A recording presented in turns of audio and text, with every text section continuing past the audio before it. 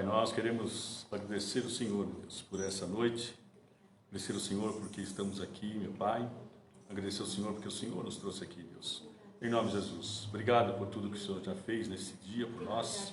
Obrigado, Senhor, por permitir esse tempo onde vamos estar ouvindo a Tua palavra, Senhor Deus, vamos estar aprendendo sobre o Teu reino, Senhor, meu Pai.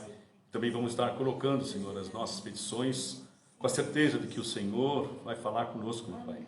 Com a certeza que o Senhor vai responder a cada um de nós, meu Pai.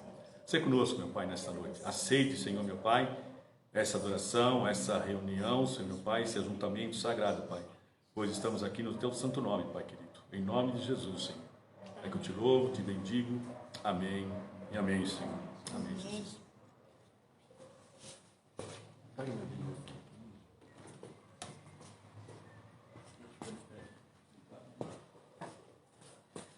Vamos abrir o Salmo 51? Salmo 51. Oi, Sueli? É isso aí. De vez em quando a gente tem que orar esse salmo, exatamente. Nós vamos ver, não ele inteiro, nós vamos ver a partir do verso 1 até o verso 13. Todo mundo achou? Achou, Dani? Vamos lá. Compadece-te de mim, ó Deus, segundo a tua benignidade, e segundo a multidão das tuas misericórdias, apaga as minhas transgressões. Lava-me completamente da minha iniquidade e purifica-me do meu pecado, pois eu conheço as minhas transgressões, e o meu pecado está sempre diante de mim. Pequei contra ti somente, e fiz o que é mal aos teus olhos, de maneira que serás tido por justo no teu falar e puro no teu julgar. Eu nasci na iniquidade, e em pecado me concebeu a minha mãe. Eis que te agradas da verdade no íntimo, e no oculto me fazes conhecer a sabedoria. Purifica-me com esopo e ficarei limpo. Lava-me e ficarei mais alvo do que a neve. Faze-me ouvir júbilo e alegria, para que exultem os ossos que esmagaste. Esconde o teu rosto dos meus pecados e apaga todas as minhas iniquidades. Cria em mim, ó Deus, um coração puro e renova dentro de mim um espírito inabalável. Não me lances fora da tua presença, nem me retires o teu Santo Espírito. Restitui-me a alegria da tua salvação e sustenta-me com um espírito voluntário. Então ensinarei aos transgressores os teus caminhos, e os pecadores se converterão a ti. Vamos orar. Senhor bendito, nós te louvamos, Senhor, porque essa é a tua palavra, Senhor. Esse é um salmo, Senhor, que fala tanto ao nosso coração e já falou em tantas ocasiões na nossa vida, Senhor. Mas nós pedimos que o Senhor fale mais uma vez, que o Senhor fale hoje, que o Senhor fale agora conosco. Que a sua palavra venha fazer diferença na nossa vida. Essa é a nossa oração. Pedimos em nome de Jesus. Amém. Amém. Amém. Salmo 51, tá, queridos? Salmo 51, esse salmo, como em muitas bíblias, tem um nome, né? Na minha tá confissão e arrependimento. Como é que tá na de vocês? Antes de começar o salmo, tem confissão e arrependimento. Tem aí, Rui? Contrição e confissão. Contrição e confissão. Tem aí, Zé? Aqui é a mesma nossa. Versão. Tá. E do que se trata aqui, né? Qual era o contexto? Esse salmo de Davi, que é algo que ele colocou para fora, que ele fez em forma de poema, em forma de algo tão lindo que a gente lê e que a gente fica tão encantado, né, quando vê. Que bonito, que bonitas são as palavras e que coração. Foi algo que aconteceu quando o profeta Natan foi checar, foi ali falar com ele, lembra? O pecado, a gente não precisa contar toda a história de novo, mas é quando ele pecou, que ele cobiçou a mulher do próximo, a mulher de um líder dele, né, de um líder, liderado dele, mas que era um líder de suas tropas, um soldado importante, ele cobiçou, mas ele não só cobiçou, ele foi além, ele mandou buscar, ele levou, ele se deitou com ela engravidou, lembram dessa história? Tudo que aconteceu e que teve tantos desdobramentos essa história. Oi? A mulher de Urias, exatamente. Mas o que ele fez na época? Como qualquer ser humano que quando cai na tentação e não quer ser pego, ele tenta esconder, ele tentou esconder, mas de Deus a gente não tem como esconder nada, a verdade é que a gente não tem como esconder nada de Deus. E a prova disso nessa história é um dos textos assim tão claros na palavra de Deus, que quando algo acontece, não pense que Deus não está vendo, Deus está vendo tudo. E a prova é que ele levantou Natan, o profeta, e o Natan foi lá e contou uma história para ele, falou, olha, tinha um homem, ele tinha uma ovelhinha, e o rico lá tinha várias ovelhas, né? E aí o rico quis a ovelhinha, né? Ele era o chefe, né? Era o senhor, e quis a ovelhinha daquele homem, daquele trabalhador, daquele servo. Só tinha aquela ovelhinha. E ele começa a falar, o que poderia ser feito? Mas esse homem seja morto, que esse homem seja... E ele começa inclusive, por causa da história, ele é levado pela história, e o Natan fala para ele assim, esse homem é o Senhor, ó rei. Esse homem que quis a ovelhinha, a única ovelhinha que aquele homem tinha. E lembra então desse contexto, vocês lembram dessa história, né? Cai a máscara, cai a dureza do coração, cai tudo. E ele tem que reconhecer mesmo. E ele reconhece. E aí esse texto que a gente leu, que ele já começa com compadece de mim, ó Deus. Compadece-te de mim, ó Deus. E essa palavra compadece-te de mim, quando você fala compadece-te de mim, ó Deus, é alguém que sabe que não merece nada. Alguém que precisa de misericórdia, que precisa de compaixão e que está pedindo com humildade, se humilhando. Ele se humilhou diante de Deus e é segundo a benignidade, ó Deus, a sua benignidade, segundo a multidão das tuas misericórdias, apaga as minhas transgressões. Lava-me completamente da minha iniquidade e purifica-me do meu pecado. Aqui já não é aquele cara querendo esconder mais. Aqui é aquela pessoa que reconhece que foi feio, que foi triste, que não podia ter feito isso. E a prova é que vai falando, eu conheço pois eu conheço as minhas transgressões e o meu pecado está sempre diante de mim. Essa expressão é tão forte, né? O meu pecado está sempre diante de mim. Nesse caso aqui, provavelmente não saía da mente dele aquilo que ele tinha feito. Aquilo que ele tinha feito estava sempre diante na mente dele. Mas a gente pode pôr pra gente aqui, ó, o meu pecado está sempre diante de mim. Ou seja, qual é o pecado que você comete, que está na sua vida e que você acaricia esse pecado ao invés de tentar se livrar dele? Tem alguma coisa na sua vida? Pensa aí, porque cada um é cada um. Cada um tem uma área fraca, cada um tem uma área frágil, tem uma área de dificuldade maior. E muitas vezes a gente é tentado nessa área e a gente cai sempre nessa mesma situação. E o que é que está sempre diante de você? Como o Davi disse, o meu pecado está sempre diante de mim. Nesse caso, talvez ele estivesse lembrando. Porque aquilo estava sempre na mente dele. Meu pecado está aqui, ó. Estou lembrando do que eu fiz. Aquilo não sai da minha memória. O que é que fica na mente da gente? Que é alguma coisa que a gente faz e que prejudica a nossa comunhão com o Senhor e que volta para a nossa memória. No verso 4 ele diz assim, pequei contra ti somente e fiz o que é mal aos teus olhos.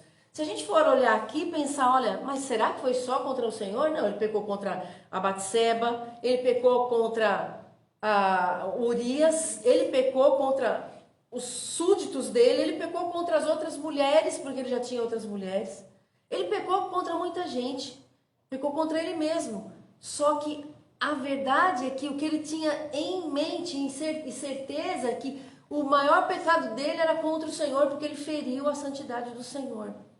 Ele reconhecia, ele sabia que ele tinha ferido, né, a santidade do Senhor, fiz o que é mal aos teus olhos, de maneira que será tido por justo no teu falar e puro no teu julgar.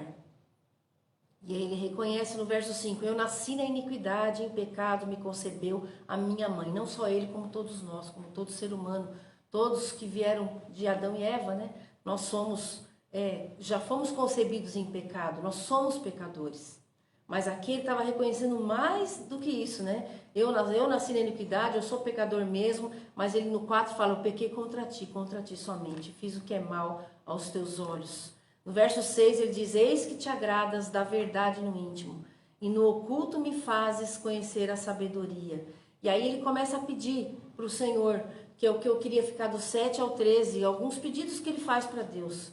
Ele fala, purifica-me com isopo, e ficarei limpo. Isopo, estava vendo sobre essa palavra, né? Que esse isopo era uma planta utilizada em rituais de purificação pelos judeus. Eles usavam, era uma planta que se assemelha às folhas o líquido que forma, absorve. E lembra o cheiro o formato das plantas, a planta da hortelã. Então, quando foi usada essa planta aqui no Velho Testamento, quando Deus falou para o povo que tinha que passar sangue nos umbrais das portas, lembra disso? Era com isopo, era com isso daí. Eles enchiam então de sangue. Jesus na cruz, quando fala que está com sede, eles levantam Isso, né? Fala numa lança, né? Mas estava lendo aqui que a haste era a haste dessa planta. Então poderia parecer que era o isopo mesmo, mas era o vinagre, né? Tal, foi assim. E ele fala: purifica-me com isopo e ficarei limpo. Lava-me e ficarei mais alvo do que a neve. Ele entende que a purificação dele só poderia vir do Senhor. Senhor, me lava, porque eu vou ficar mais alvo do que a neve. Virou até tema de hino, né? Porque a gente canta, alvo mais que a neve. Sim, nesse sangue lavado, mais alvo que a neve serei. E ele fala assim, faz-me ouvir júbilo e alegria, para que exultem os ossos que esmagaste. Ele queria ter de novo aquela sensação, como se ele estivesse entrando numa festa para Deus. No meio de júbilo, no meio de alegria, no meio de danças, de cantoria. Ele queria sentir de novo aquilo, porque ele fala que os ossos dele estavam esmagados, né? Os ossos que Deus mesmo esmagou, por causa da tristeza que ele estava sentindo, por causa do pecado dele. Esconde o teu rosto dos meus pecados e apaga todas as minhas iniquidades. E aí ele pede, cria em mim, ó Deus, um coração puro. Ele pede que Deus dê a ele um coração puro. Ele pede que o Senhor renove dentro dele um espírito inabalável. Ele pede que não seja lançado fora da presença e nem seja retirado o teu Santo Espírito. Ele pedia isso porque tal qual Saul, lembra Saul? Lembra que Saul, o Espírito Santo então saía e ele ficava desnorteado. Mas aqui a gente está lembrando que isso aqui é Antigo Testamento. Hoje o Espírito Santo habita em nós. E por mais que aconteça qualquer coisa de errada na nossa vida, se nós entregamos a vida para Jesus, o nosso coração está em Cristo, nós entregamos, o Espírito Santo habita. Ele não fica mais indo e voltando, saindo e retornando como no Antigo Testamento. Aquilo era naquela época. Antigamente era sobre, né? Pairava. Exatamente. Hoje ele habita. O Senhor Espírito Santo habita o coração. Então aqui ele pedia, não me lances fora da tua presença, nem me retires o teu Santo Espírito. Restitui-me a alegria da tua salvação. Ele pede que ele possa sentir novamente alegria. Restitui-me a alegria da tua salvação e sustenta-me com um espírito voluntário, que eu possa desejar ter aquela mesma alegria em servir que eu tinha antes.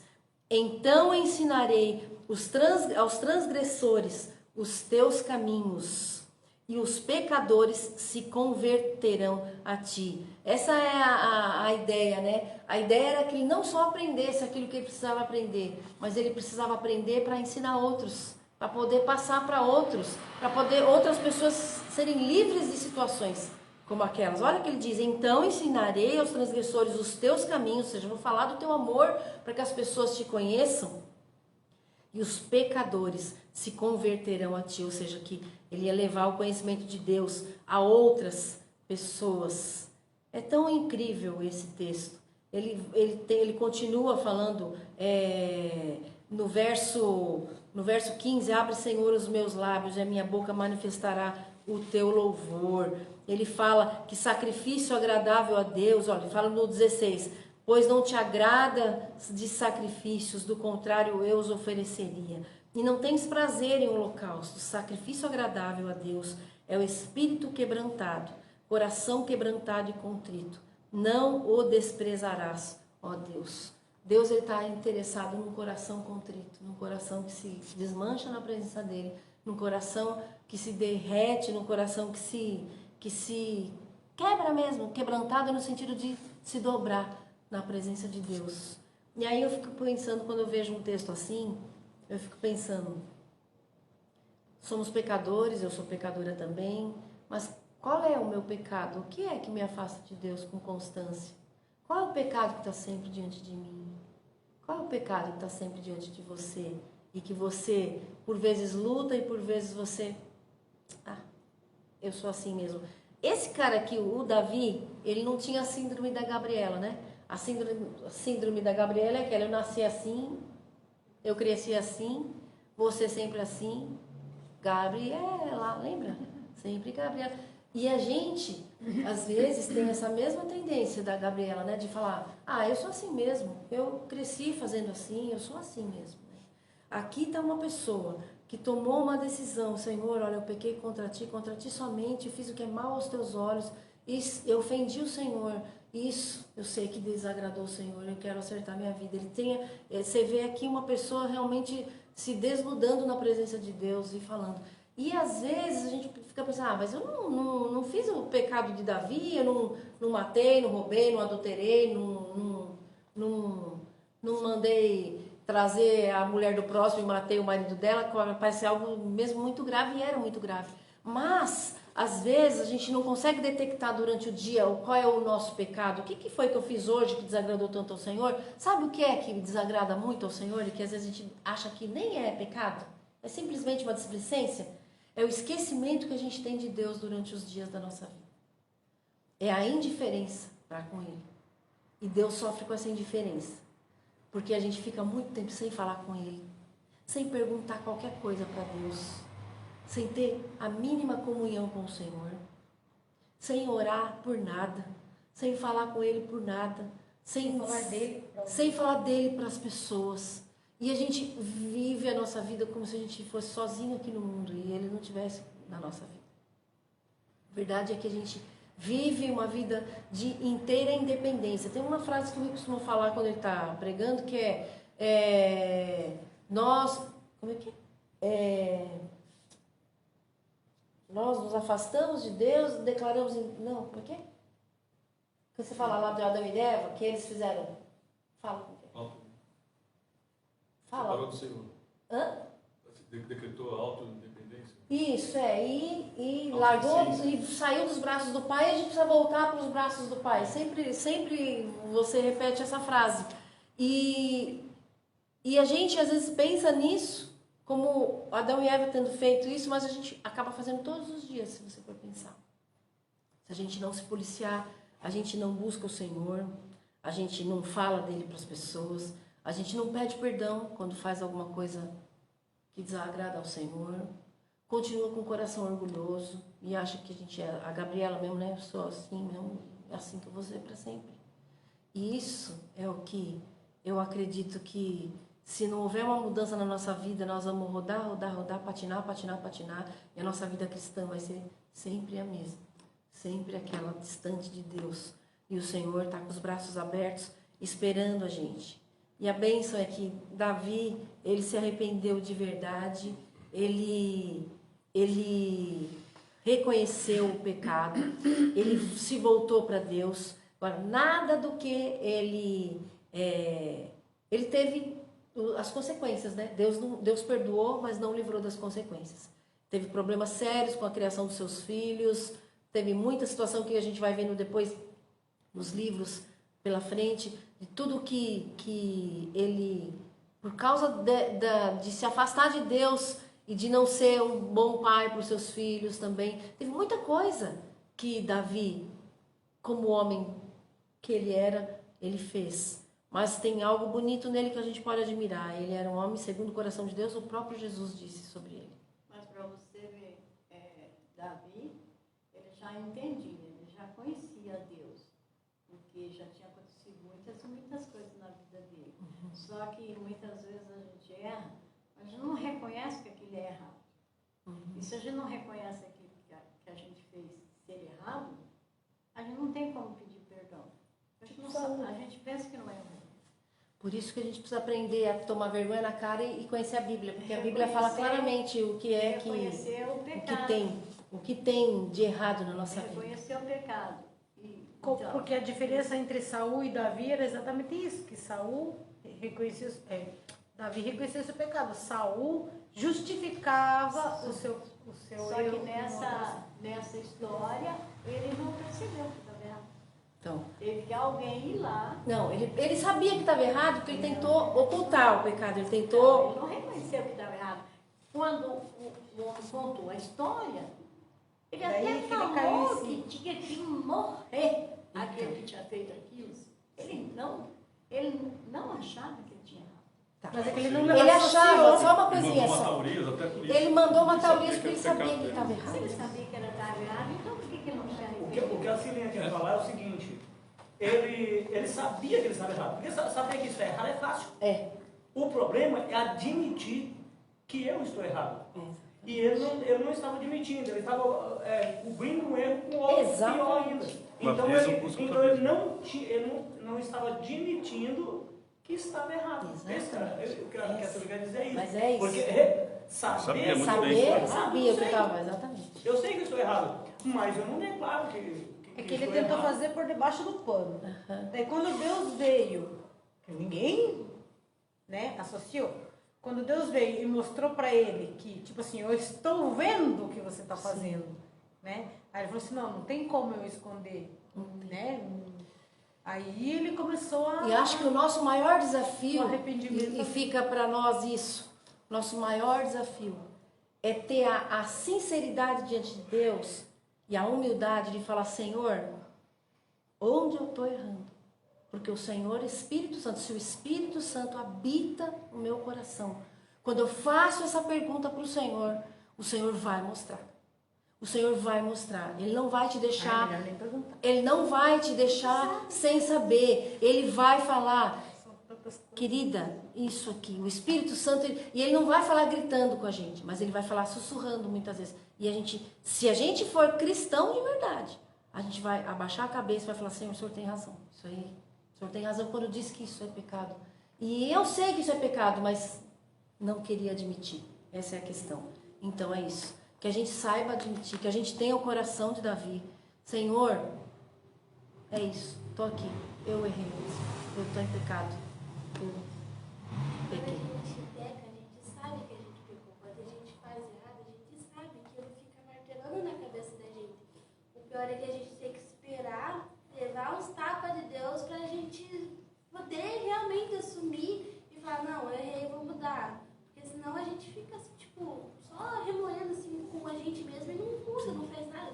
Com os diálogos mentais nossos, né? E não leva para Deus muitas vezes, né? É isso. Vamos orar. Vamos orar por nós, vamos orar para que o Senhor quebrante o nosso coração, que a gente tenha esse coração aqui, olha. Sacrifício agradável a Deus, do verso 17. É o espírito quebrantado, coração quebrantado e contrito. Não o desprezarás, ó Deus. Vamos orar. Senhor querido, nós realmente somos pecadores, ó Deus, e sabemos disso, Senhor mesmo. Somos pecadores, fomos concebidos em pecado. Vivemos a nossa vida, Senhor, às vezes da nossa maneira, Senhor, e queremos de verdade aprender a andar à maneira do Senhor. Que aquilo que incomoda, Senhor, que deixa o Senhor triste, que entristece o Senhor, que abala, Senhor, que fere a santidade do Senhor na nossa vida. Que o Senhor venha nos mostrar de verdade, Senhor. Mostra o quanto o nosso coração é duro, Senhor, e orgulhoso muitas vezes, Senhor, para reconhecer aquilo que o Senhor já falou na sua palavra, aquilo que o Senhor já mostrou para nós, e insistimos, Senhor. E esse pecado vem para a nossa vida e fica diante de nós muitas vezes, Senhor. Senhor, nos ajuda, Senhor, porque desejamos mudar, desejamos aprender, desejamos ter esse coração quebrantado, ensinável, Senhor. Livra-nos, ó Deus, de nós mesmos, Senhor. Tem misericórdia, Senhor. Ajuda-nos, nós suplicamos, Senhor. Que o Senhor fale conosco, que o Senhor nos ensine, que o Senhor nos transforme. Nossa oração, Senhor, que fazemos aqui como igreja, fazemos aqui como corpo, Senhor, como filhos do Senhor, como servos do Senhor. Nós queremos declarar nosso amor pelo Senhor. Nós queremos declarar, Senhor, que dependemos completamente do Senhor. Sem o Senhor nós não podemos, não sabemos viver, Senhor. Nós não sabemos, Senhor, realmente. Ajuda-nos em nome de Jesus. Amém. Amém. Vamos fazer...